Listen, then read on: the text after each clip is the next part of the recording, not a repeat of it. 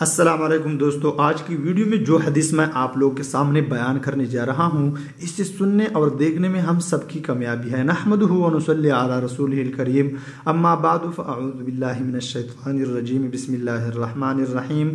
حضور اقدس صلی اللہ علیہ وسلم کا ارشاد ہے کہ قیامت کے دن ایک آواز دینے والا آواز دے گا کہ عقل مند لوگ کہاں ہیں؟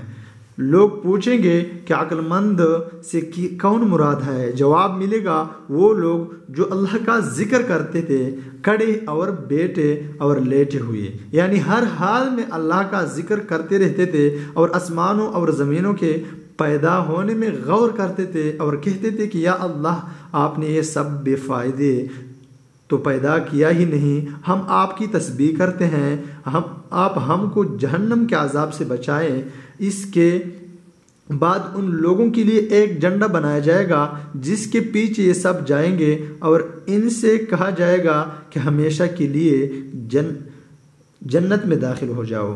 آسمانوں اور زمینوں کے پیدا ہونے میں غور کرتے ہیں، یعنی اللہ کی قدرت کی مظاہرہ اور اس کی حکمتوں کے عجائب سوچتے ہیں، جس سے اللہ جل جلالہ کے معرفت میں قوت پیدا ہوتی ہے۔ الہی یہ عالم ہے۔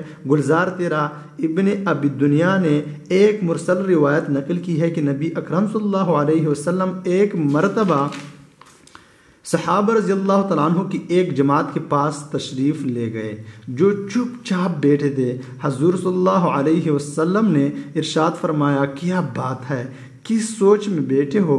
عرض کیا، مخلوقات الہیہ کی سوچ میں ہیں۔ حضور صلی اللہ علیہ وسلم نے ارشاد فرمایا کہ ہاں، اللہ کی ذات میں غور نہ کیا کرو کہ وراء الورا ہے، اس کی مخلوقات میں غور کیا کرو۔ وآخر دعوانا الحمدللہ رب العالمین۔